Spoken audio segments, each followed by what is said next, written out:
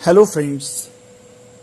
If you want to succeed in your life, if you want to do any professional course, or if you want to go abroad for a job, you cannot ignore the importance of English language. तो English language को समझने के लिए सबसे पहले हम बात करने वाले हैं सेंटेंस की, क्योंकि किसी भी लैंग्वेज को समझने के लिए हमें ये पता होना चाहिए कि वर्ड्स को किस ऑर्डर में रखना है, क्योंकि बिना वर्ड्स को सही ऑर्डर में रखे आप अपनी बात को दूसरों को नहीं समझा सकते। यही इसकी डेफिनेशन है कि सेंटेंस जो है एक ग्रुप ऑफ वर्ड्स है। Sentence is a group of words that makes complete sense when put together। यानी कि जब आप वर्ड्स को एक प्रॉपर ऑर्डर में, प्रॉपर क्रम में रखते हैं और उससे एक कंप्लीट सेंस निकलता हो, जिससे लिसनर या समझने वाला या सामने वाला हमारी बात को समझ सके, उसी को ही हम सेंटेंस कहते हैं। जैसे यहां पर हम एग्जाम्पल ले लेते हैं,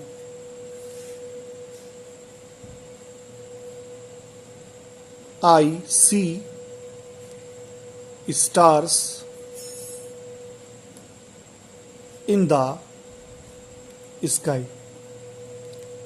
मैं तारे देखता हूं स्काई में। तो यहां पर हमें बात समझ में आ रही है कि हम ये समझाना चाहते हैं कि मैं तारों को आसमान में देखता हूं। तो ये एक तरह का सेंटेंस है। एक बात यहां पर समझनी जरूरी है कि एक sentence always has a verb in it. यानी सेंटेंस के अंदर वर्ब का होना जरूरी है। यानी सेंटेंस में सब्जेक्ट और वर्ब इनका होना जरूरी है। अगर सब्जेक्ट और वर्ब नहीं है तो वो सेंटेंस नहीं होगा।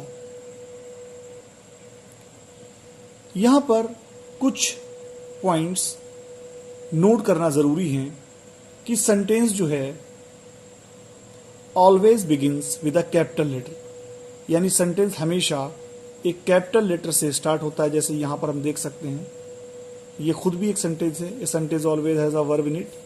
तो ये कैपिटल लेटर से स्टार्ट हो रहा है। ऐसे यहां आप देख लीजिए, कैपिटल लेटर से स्टार्ट हो रहा है। और इसका जो एंड होता है, यानी एक सेंटेंस जो खत्म होता है, जब बात खत्म होती है तो इट एंड्स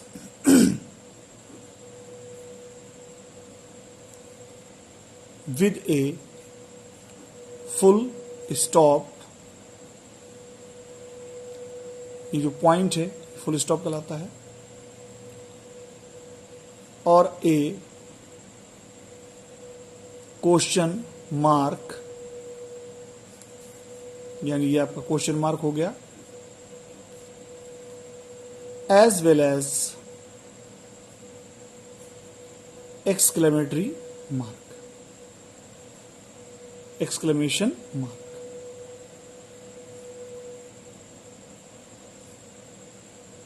ये इस तरीके से तो सेंटेंस जो है वो एंड हो सकता है, फुल स्टॉप पर हो सकता है, क्वेश्चन मार्क पे हो सकता है और एक्सक्लेमेशन मार्क पर हो सकता है। अगर हम मेन पार्ट्स की बात करें सेंटेंस के, यानी सेंटेंस का जो स्ट्रक्चर होता है, उसके जो मेन पार्ट्स होते हैं, तो उस पर एक नजर डालते हैं। जैसे एक एग्जाम्पल लेंगे हम यहां पर, शी लाइक्स cats. तो यहां पर ये एक प्रेजेंट इंडेफिनिट टेंस का सेंटेंस है, असर्टिव सेंटेंस यानी स्टेटमेंट। टेंसेस के बारे में हम अगले वीडियोस में डिस्कस करने वाले हैं। तो इसका मतलब हुआ उसे बिल्लियां पसंद है या वो बिल्लियां पसंद करती है, यानी उसे बिल्लियां अच्छी लगती हैं। तो यहां पर जो ये शी है इसको हम कहते हैं सब्जेक्ट, और ये जो लाइक है ये आपका वर्ब है, और कैट्स यहां पर ऑब्जेक्ट है। सब्जेक्ट बेसिकली कहा जाता है डूअर को, डूअर यानी काम करने वाला। जो भी कोई एक्शन करता है तो उस एक्शन करने वाले को कहा जाता है सब्जेक्ट, और सब्जेक्ट एक नाउन और प्रोनाउन हो सकता है। इसी तरीके से जो डूअर के द्वारा यानी सब्जेक्ट के द्वारा जो एक्शन होता है उसको हम वर्ब कहते हैं। जैसे यहां पर शी लाइक्स, वो पसंद करती है, तो यहां पर एक एक्शन हो रहा है यानी कि उसके द्वारा पसंद किया जा रहा है, यानी वो पसंद करती है, तो ये वर्ब हो गया। किसको पसंद करती? कैट्स को, तो ये ऑब्जेक्ट हो गया। यहां पर ऑब्जेक्ट होना या ना होना जरूरी नहीं है। कुछ केसेस में ऑब्जेक्ट जरूरी है, कुछ केसेस में ऑब्जेक्ट जरूरी नहीं है। आगे बहुत सारे एग्जाम्पल्स के द्वारा आपको यह समझा दिया जाएगा कि कहां पर ऑब्जेक्ट यूज करना है, कहां पर नहीं करना है। बेसिकली हम यहां पर जो स्टडी करने वाले हैं वो स्पोकन इंग्लिश के बारे में पढ़ने वाले हैं। रिटन इंग्लिश भी हम साथ में लेकर चलेंगे। अब हम बात करेंगे काइंड्स ऑफ सेंटेंसेस की, और उसके बाद हम कुछ बेसिक पैटर्न्स जो है वो सीखेंगे। तो यहां पर जो काइंड्स ऑफ सेंटेंसेस हैं,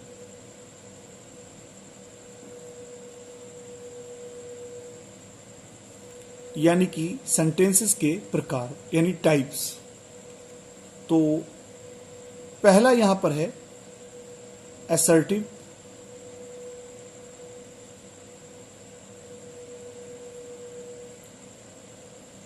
सेंटेंस। दूसरा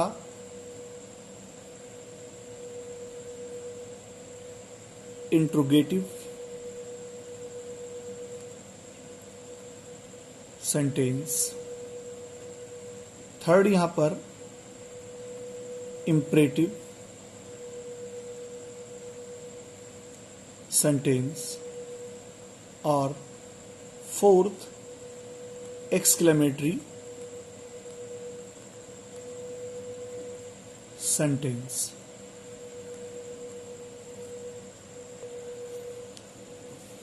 सबसे पहले हम बात करने वाले हैं असर्टिव सेंटेंस की। तो यहां पर हम जो है दो सेंटेंस पढ़ेंगे असर्टिव के अंदर, अफर्मेटिव और नेगेटिव। जैसे एग्जांपल लेते हैं हम, ही लाइक्स मैंगोज। तो ये आपका अफर्मेटिव हो गया, यानी सीधे स्टेटमेंट। उसे मैंगोज पसंद है या वो मैंगोज पसंद करता है। He likes mangoes. आने वाले वीडियोस में आपको मैं टेंसेस के बारे में जानकारी दूंगा। टेंसेस पढ़ने के बाद जो है आपको काफी आसान हो जाएगा इंग्लिश समझना। अभी मैं सिर्फ सेंटेंस के बारे में बता रहा हूं। ही लाइक्स मैंगोज बेसिकली ये प्रेजेंट इंडेफिनिट टेंस है, उसका अफर्मेटिव। तो ये अफर्मेटिव जो है सेंटेंस हो गया। इसी तरीके से इसी का अगर हम नेगेटिव ले लें, ये फुल स्टॉप पर एंड होते हैं। ही डज नॉट, यहां पर ये सब्जेक्ट है, डज यहां पर हेल्पिंग वर्ब होता है। Not like mangoes.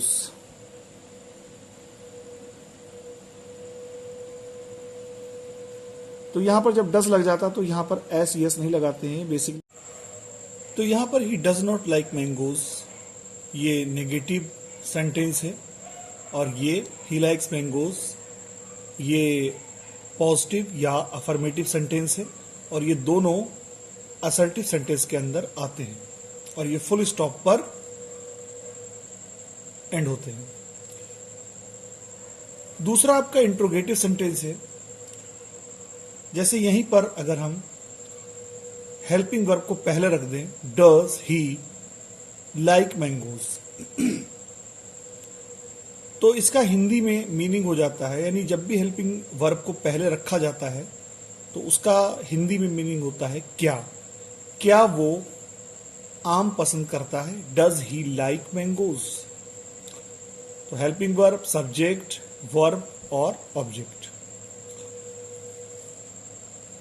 ये एंड होता है क्वेश्चन मार्क पर। Does he like mangoes. एक और एग्जाम्पल ले लेते हैं हम। Where are you going tonight. तो ये जो हैं दोनों इंट्रोगेटिव हैं। ये इंट्रोगेटिव हेल्पिंग वर्ब से स्टार्ट होने वाले हैं, और ये वाला इंट्रोगेटिव क्वेश्चन वर्ड से स्टार्ट होने वाले हैं। जब क्वेश्चन वर्ड से स्टार्ट होने वाला कोई भी क्वेश्चन होता है तो पहले हम क्वेश्चन वर्ड को रखते हैं, उसके बाद हेल्पिंग वर्ब, फिर सब्जेक्ट, फिर वर्ब, और उसके बाद एडवर्ब या जो भी ऑब्जेक्ट है उसको हम रख देते हैं। ये प्रेजेंट कॉन्टिन्यूअस का इंट्रोगेटिव है। Where are you going tonight, आज रात, यानी कहां तुम जा रहे हो आज रात। Where are you going tonight. आगे जब हम टेंसेस पढ़ेंगे तो हमें अच्छे से जो है समझ में आ जाएगा कि किस तरीके से हमें जो है सेंटेंसेस को समझना है, यानी कि उनके क्या एग्जैक्ट मीनिंग होंगे। तीसरा है हमारा imperative sentence. Imperative sentence basically command, request, advice या डिजायर एक्सप्रेस करते हैं, यानी इन सेंटेंसेस से जो है किसी को कोई कमांड देना या कोई रिक्वेस्ट करना, यानी प्रार्थना करना, एडवाइस देना, सलाह देना, या कोई डिजायर, किसी चीज की इच्छा होना, ये सब चीजें जो है इंपरेटिव सेंटेंस के अंदर आते हैं। जैसे एग्जांपल ले लेते हैं इंपरेटिव सेंटेंस का। कीप क्वाइट, तो ये कमांड हो गई।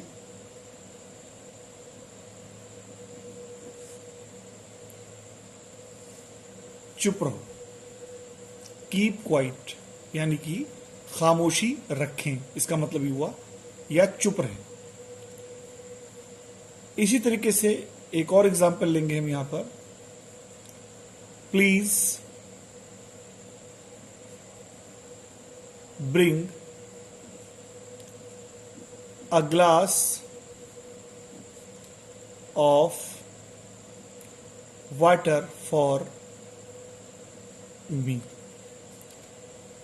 कृपया लाएं, ब्रिंग का मतलब होता है लाना, लाएं एक ग्लास ऑफ वाटर, यानी कि एक गिलास पानी, फॉर मी, फॉर यहां पर प्रीपोजिशन है, मेरे लिए।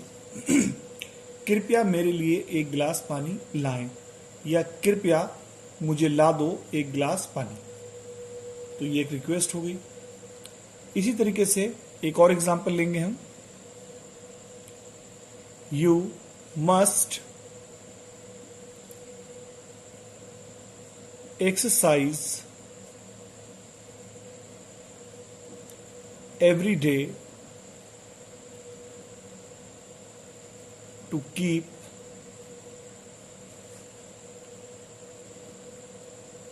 fit या healthy। सब्जेक्ट है यू, मस्ट यहाँ पर मॉडल वर्ब कहलाता है। मॉडल वर्ब्स के बारे में भी हम डिटेल में पढ़ेंगे आने वाली वीडियोस में। मस्ट का मतलब होता है चाहिए, तुम्हें चाहिए एक्सरसाइज करना। यहाँ पर जो ज्यादा जब हम जोर देते हैं अपनी बात को कहने के लिए तो मस्ट यूज होता है, वैसे शुड यूज कर सकते हैं या आउट टू भी यूज कर सकते हैं।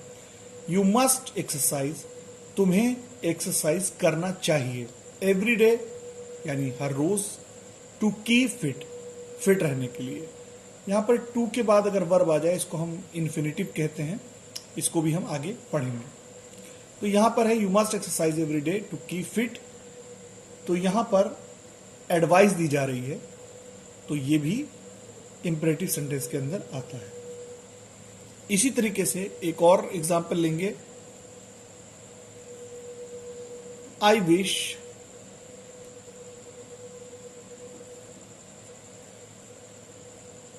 आई वुड गो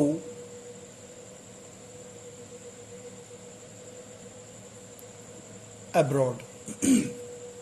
मेरी इच्छा है या काश मैं बाहर यानी विदेश जाता। तो यहां पर एक डिजायर है, ये बेसिकली विश वाले जो सेंटेंस हैं ये हम अलग से इस पर एक जो है वीडियोस मैं बनाऊंगा।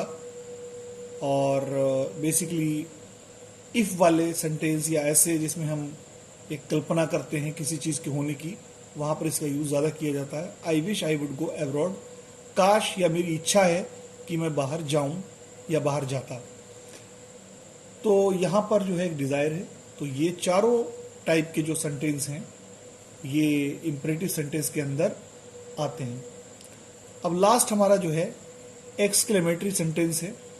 एक्सक्लेमेटरी सेंटेंस जो है इसमें कुछ स्ट्रोंग और सडन फीलिंग्स जो हम एक्सप्रेस करते हैं तो उसे एक्सक्लेमेटरी सेंटेंस के अंदर रखा जाता है। जैसे हाउ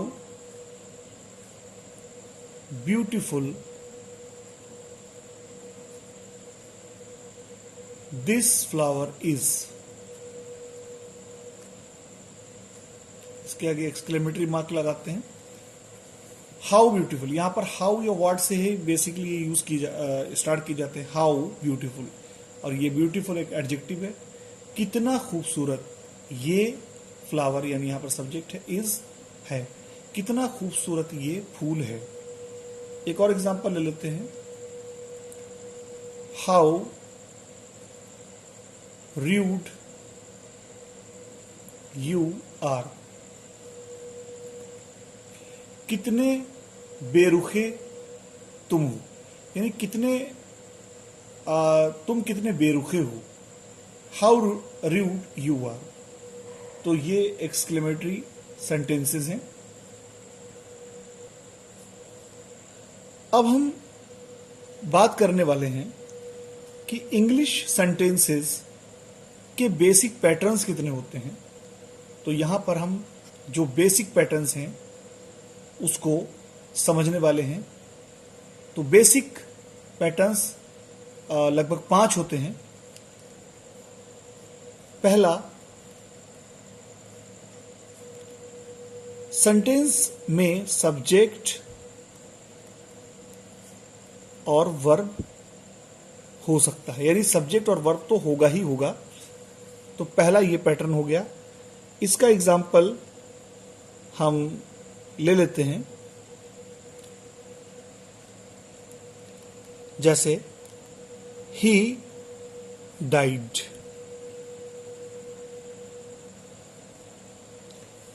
वो मर गया।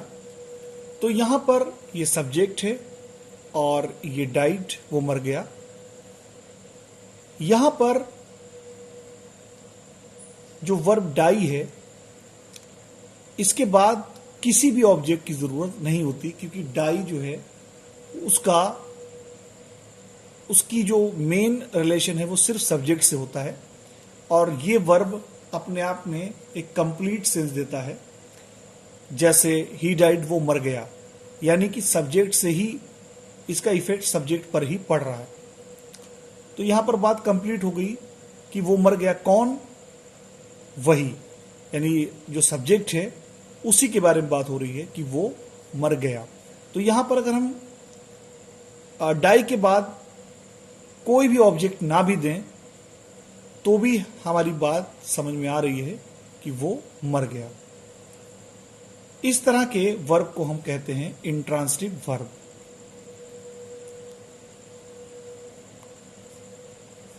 यानी जिसके बाद कोई भी ऑब्जेक्ट ना आए और वो कंप्लीट जो है मीनिंग रखता हो और जिसका रिलेशन से सब्जेक्ट से हो, तो हम उसको इंट्रांसिटिव वर्ब कहते हैं। एक और एग्जांपल ले लेते हैं यहां पर। अ बर्ड फ्लाइड, एक चिड़िया उड़ी। तो यहां पर देख सकते हैं कि फ्लाइट उड़ी यानी वो खुद उड़ी। तो यहां पर जो वर्ब है उसका मेन रिलेशन जो है, संबंध, वो सब्जेक्ट के साथ ही है, यानी सब्जेक्ट ने वो काम खुद ही किया है और उसी पर ही इसका इफेक्ट आ रहा है वर्ब का। तो हम ये कह सकते हैं कि यहां पर जो है सब्जेक्ट और वर्ब से ही सेंटेंस कंप्लीट हो गया।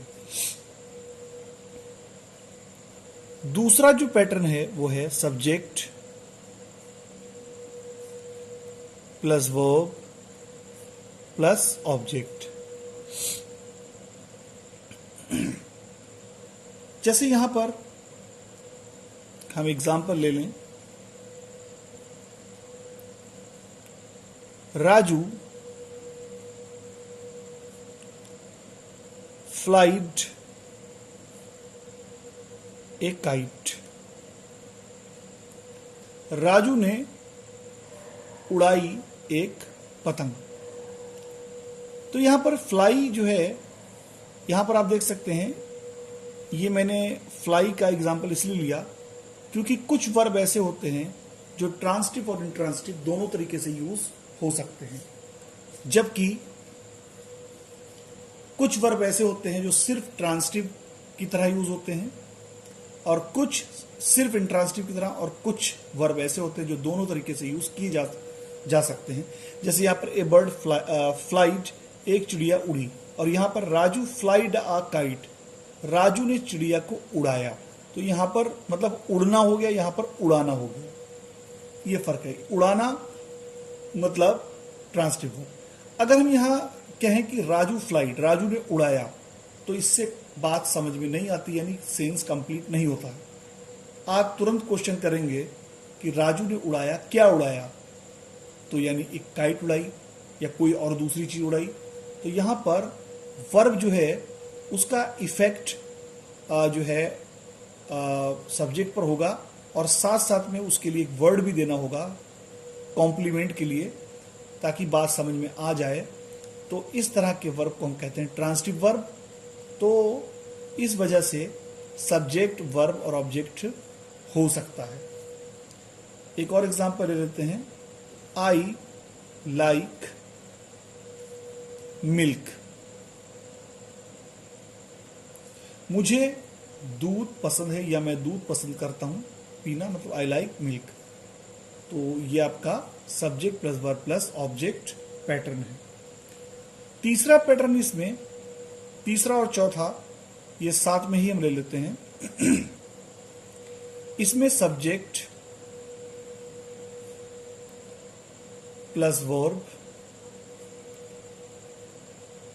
और साथ में उसके एडजेक्टिव, यानी यहां पर हम कह सकते हैं कि जो हमारा ऑब्जेक्ट होगा वो बेसिकली एडजेक्टिव हो सकता है या नाउन हो सकता है।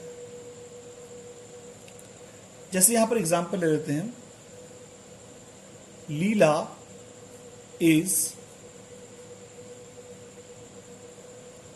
ब्यूटीफुल। इसी तरीके से दे आर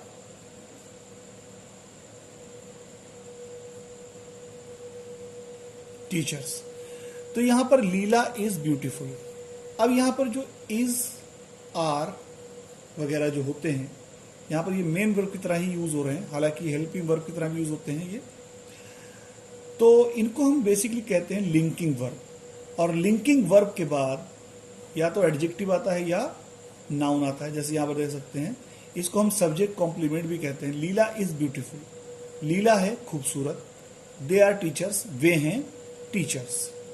तो सब्जेक्ट कॉम्प्लीमेंट मतलब यानी इसको पूरा करने के लिए सब्जेक्ट के लिए कॉम्प्लीमेंट देना पड़ेगा। तो Leela is beautiful, they are teachers. तो तीसरा और चौथा पैटर्न इस तरीके से हो सकता है। अब जो लास्ट आपका पैटर्न है वो समझ लीजिए। Subject plus verb plus adverb. अब ये एडवर्ब जो है वो ट्रांसिटिव के साथ भी हो सकता है, इंट्रांसिटिव के साथ भी हो सकता है। आप इसको समझने की कोशिश करें। जैसे यहां एग्जांपल लेते हैं, रवि रैन स्लोली। रवि दौड़ा धीरे धीरे। तो यहां पर सब्जेक्ट हो गया, रैन जो है वर्ब है, स्लोली एडवर्ब है। स्लोली एडवर्ब जो है वो वर्ड होते हैं। अभी इन सेंटेंसेस में जो वर्ड्स यूज होते हैं इनको पार्ट्स ऑफ स्पीच जो है कि बेस पर हम noun, pronoun, adjective, conjunctions, preposition में एक्सेट्रा में हम कैटेगराइज कर सकते हैं, जिनको हम किसी दूसरे वीडियोस में डिस्कस करेंगे। तो ये 5 पैटर्न हैं। तो इन्हीं 5 पैटर्न्स में जो है हमारे सेंटेंस उसके अराउंड जो है रहते हैं या घूमते हैं। तो ये आपका जो है सेंटेंस था। सेंटेंस के अलावा क्लॉज भी होते हैं, जिनको हम हिंदी में कहते हैं उपवाक्य। तो क्लॉज में जो है वो वर्ब का होना जरूरी है, लेकिन क्लॉज जो होते हैं वो कंप्लीट सेंटेंस हो भी सकते हैं, नहीं भी हो सकते हैं। तो ये हम किसी दूसरे वीडियो में डिस्कस करेंगे। फिलहाल आप इतना ज़्यादा ग्रामर में ना जाएं डीपली। हमारा मेन जो पर्पस है, हमारा जो मेन एम है वो है इंग्लिश को जो है सीखना, ताकि हम इंग्लिश को अच्छे से बोल सकें।